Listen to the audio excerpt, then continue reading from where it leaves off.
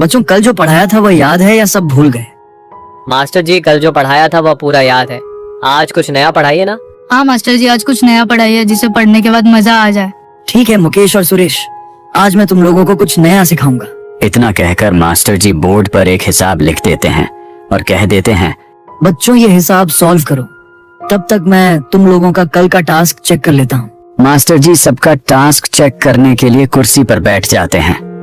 वे एक एक करके बच्चों की कॉपियां उठाते हैं और ध्यान से देखने लगते हैं। तभी अचानक वहां साइकिल की घंटी की आवाज सुनाई देती है। अरे ईश्वर, इस समय क्या यहाँ पर अब से नाइट ड्यूटी लग गई है? पोस्टमैन ईश्वर कैलाश के पास जाने लगता है और जाकर मास्टर जी के सामने खड़ा हो जाता है। फिर वह मास्टर जी से बात करने लगता है। नहीं कैलाश मास्टर जी, वो मैं आपके पास ही आया हूँ। आपके नाम से एक चिट्ठी आई है। अच्छा, तो मेरे नाम से चिट्ठी आई है? ठीक है, जरा दो तो सही, देखें तो ये कहाँ से आई है। चिट्ठी सौंपते ही पोस्टमैन ने नमस्ते किया और धीरे धीरे वहां से वापस चले गए। जरा देखूं तो सही, ये चिट्ठी आखिर किसने भेजी है? कैलाश चिट्ठी को देखते ही ठहर जाते हैं। जैसे ही उन्होंने उसका मुंह खोला और पढ़ना शुरू किया, उनकी आंखों में उदासी झलकने लगी।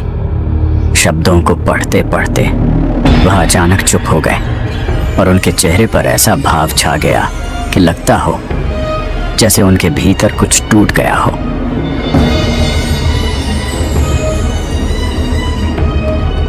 दो मिनट तक वह उसी कुर्सी पर उदास बैठे रह गए, जैसे समय वहीं थम गया हो। उनके हाथों में दबी वह चिट्ठी थी जिसने उनके भीतर तक हिला दिया था। मास्टर जी, यह हिसाब सबसे पहले हमने ही सॉल्व किया है। अरे मास्टर जी, क्या हो गया? आप इतने उदास क्यों हो गए? सब ठीक तो है ना?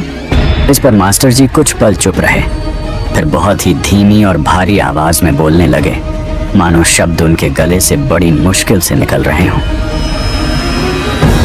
नहीं नहीं बच्चों, कुछ भी नहीं हुआ है। आज तुम लोगों की छुट्टी है, जाओ घर जाओ, मुझे कहीं जरूरी काम से जाना है। ये हिसाब तुम सबको सुरेश समझा देगा। सभी बच्चों को छुट्टी देकर घर में किसी को कुछ बताए बिना वह रात के 8 बजे घर से निकल पड़े और बस स्टॉप की ओर चल दिए।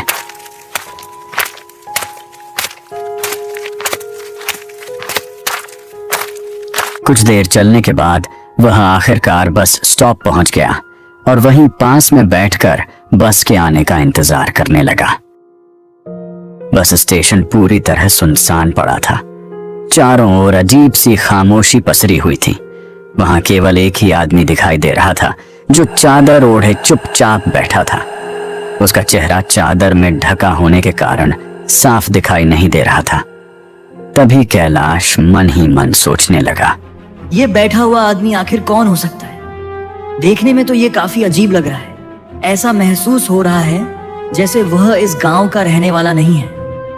ऊपर से उसका चेहरा भी साफ दिखाई नहीं दे रहा है, जिससे मन में और भी तरह तरह की आशंकाएं उठ रही हैं। कुछ देर इंतजार करने के बाद कैलाश को दूर से बस आती हुई दिखाई देने लगी।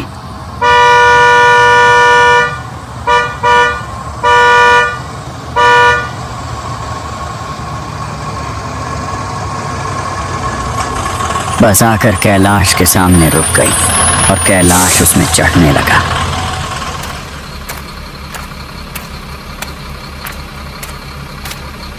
बस पर चढ़ने के बाद कैलाश जाकर एक सीट पर बैठ गया। अरे, ये चादर ओढ़े हुआ आदमी भी इसी बस पर चढ़ गया। हैरानी की बात तो तब हुई जब वह चादर ओढ़े आदमी आकर सीधे कैलाश के बगल में बैठ गया। कैलाश के मन में तुरंत सवाल उठने लगे, इतनी सारी सीटें खाली होने के बावजूद आखिर वह मेरे ही पास आकर क्यों बैठे? थोड़ी देर रुकने के बाद बस धीरे धीरे चल पड़ी। इंजन की आवाज के साथ ही बस अंधेरी सड़क पर आगे बढ़ने लगी और कैलाश अपनी सीट पर बैठा था। तभी वह अनजान आदमी अचानक कैलाश से बोल पड़ा, कैसे हो कैलाश? घर परिवार सब कुशल मंगल है ना? आजकल क्या कर रहे हो? इतना सुनते ही कैलाश चौंक उठा। वह सोचने लगा कि यह अनजान आदमी उसका नाम कैसे जानता है। आखिर यह कौन हो सकता है? हाँ मैं ठीक हूँ, लेकिन तुम मेरा नाम कैसे जानते हो? मैंने तो अभी तक अपना परिचय दिया ही नहीं है। आखिर तुम कौन हो और मुझसे ऐसी बातें क्यों कर रहे हो? मैं सब जानता हूँ कैलाश, तुम्हारे हर कदम की मुझे खबर है। तुम अभी कहाँ जा रहे हो यह भी मुझे मालूम है, और यह भी कि उस चिट्ठी को पढ़ने के बाद तुम कहाँ जाने वाले हो। यह सब सुनते ही कैलाश पूरी तरह बेचैन हो उठा। उसका दिल जोर जोर से धड़कने लगा और माथे पर ठंडा पसीना छलक आया। उसके मन में एक ही सवाल गूंज रहा था, आखिर यह आदमी है कौन? उसकी आवाज, उसकी मौजूदगी और उसके शब्द किसी अनदेखे खतरे की तरह कैलाश के भीतर डर भरते जा रहे थे।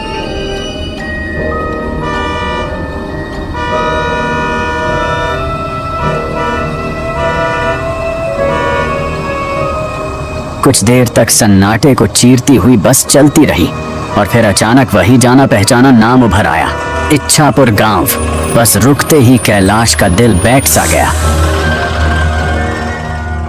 वह भारी कदमों से बस से नीचे उतर गया।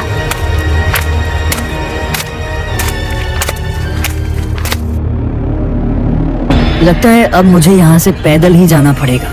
यह सोचते ही कैलाश ने जैसे ही आगे बढ़ने की कोशिश की, उसकी आंखें ठिठक गईं। बस के दरवाजे के पास वही चादर ओढ़े आदमी खड़ा था। अगले ही पल वह भी नीचे उतर आया। न उसके कदमों की आवाज थी, न किसी तरह की हलचल, बस चुपचाप जैसे परछाई जमीन पर फिसल आई हो। क्या हुआ कैलाश, तुम मुझे इस तरह क्यों देख रहे हो?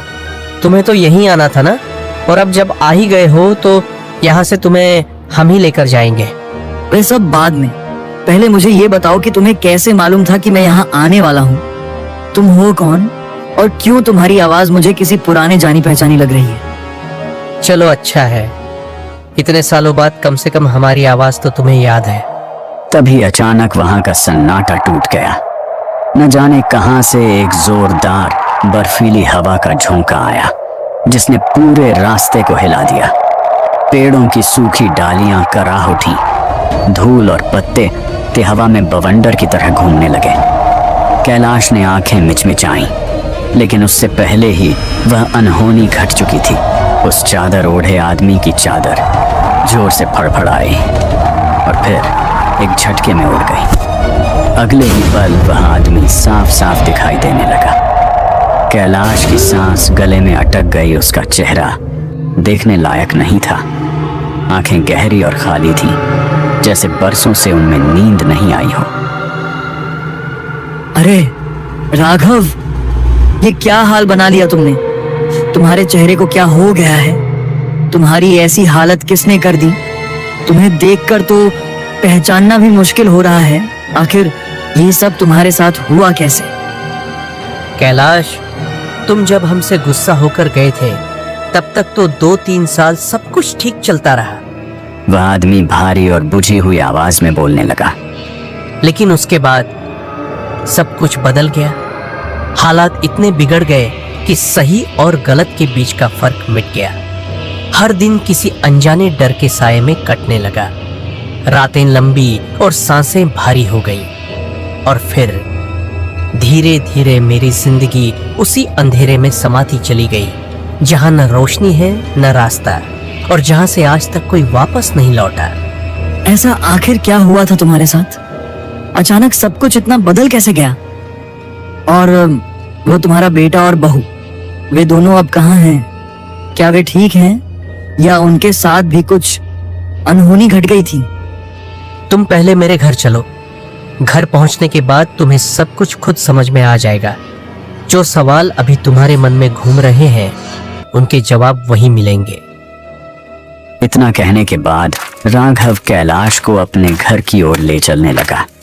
दोनों चुपचाप आगे बढ़ते रहे। रास्ता पूरी तरह सन्नाटे में डूबा हुआ था। चारों ओर अंधेरा फैला था। न राघव के कदमों की कोई आहट सुनाई दे रही थी और न ही किसी और आवाज का नामो निशान था। उस वीरान रास्ते पर केवल कैलाश के पैरों की आवाज गूंज रही थी। हर कदम के साथ ऐसा महसूस हो रहा था मानो कोई अनजाना खतरा चुपचाप उनके पीछे पीछे चल रहा हो। अरे राघव, एक बात तुमने अब तक मुझसे छुपाई रखी। तुम्हारा बेटा और बहू आखिर गए कहाँ? कैलाश, उन दोनों का नाम भी मत लेना। जैसे ही उनका जिक्र होता है मेरे शरीर की हर नस दर्द से तड़प उठती है। क्यों? ऐसा क्या हुआ था राघव? तुम्हारी आवाज में इतना दर्द क्यों है? जिस तरह तुमने उनका नाम लेने से मना किया, उससे लगता है जैसे कोई बहुत बड़ा और भयानक हादसा तुम्हारे दिल पर आज भी जिंदा है। आखिर ऐसा क्या हुआ था जो आज भी तुम्हें अंदर तक तोड़ देता है? इस पर राघव फिर से कुछ भी नहीं बोलना चाहता। कैलाश और राघव दोनों बात करते करते राघव के पुराने घर पहुंच जाते हैं। कैलाश, घर के अंदर मेरी माँ की अस्थियां रखी हुई है, तुम जाकर उन्हें ले आओ। हाँ, वे मेरे कमरे में ही रखी होंगी। कैलाश तुरंत घर के भीतर जाता है और राघव के कमरे में रखी मां की अस्थियां लेकर बाहर आने लगता है। अरे राघव, तुमने अपनी माँ की अस्थियां अभी तक गंगा में विसर्जित नहीं की? वो कैलाश, हमारी मौत के बाद से यह सारा काम अधूरा ही रह गया। हालात ऐसे बन गए कि किसी ने इन रस्मों को पूरा करने की सुध ही नहीं ली। समय बीतता गया, लेकिन जो करना चाहिए था वह यूं ही छूटता चला गया। तुम्हारे साथ हुआ हादसा तुमने अभी तक नहीं बताया। उस दिन तुम्हारे साथ आखिर क्या हुआ था? कैलाश, इससे पहले कि मैं तुम्हें आगे की सच्चाई बताऊं, मैं चाहता हूं कि तुम मुझसे एक वादा करो। ऐसा वादा जिसे तुम किसी भी हाल में नहीं तोड़ोगे। ठीक है राघव, मैं तुमसे वादा करता हूँ कि तुमसे लिया गया हर एक वादा मैं कभी नहीं तोड़ूंगा। कैलाश वादा करने के बाद राघव पूरी बात सच सच बताने लगता है। जब मुझे छोड़कर सब चले गए थे, तब मैं बहुत अकेला हो गया था। एक दिन मैं रिक्शा लेकर सवारी ढूंढने निकल पड़ा। उधर से लौटते लौटते रात हो गई। तभी मेरी रिक्शा का टायर रेलवे पटरी में फंस गया। मैं घबराकर टायर निकालने की कोशिश करने लगा, लेकिन उसी वक्त एक ट्रेन तेज रफ्तार से आई और मुझे कुचलते हुए आगे निकल गई। और राघव, क्या तुम्हारा अंतिम संस्कार करने वाला कोई नहीं था? नहीं, वहां के सरकारी कर्मचारियों ने मुझे लावारिस लाश समझकर ट्रेन की पटरी के बगल में गाड़ दिया। कहते हैं जब किसी अपने के हाथों अंतिम संस्कार होता है, तभी आत्मा को शांति मिलती है। अच्छा, इसीलिए तुम्हें अभी तक शांति नहीं मिली है। अब मैं तुम्हें शांति दिलाऊंगा राघव। ये तुम्हारा दोस्त कैलाश कब काम आएगा? राघव, क्या तुम मुझे बता सकते हो कि तुम्हारी लाश ठीक ठीक किस जगह गड़ी है? हाँ हाँ कैलाश, मैं बताता हूँ, चलो। तभी राघव कैलाश को उसी ट्रेन की पटरी के पास ले जाने लगा जहां उसकी लाश गड़ी हुई थी।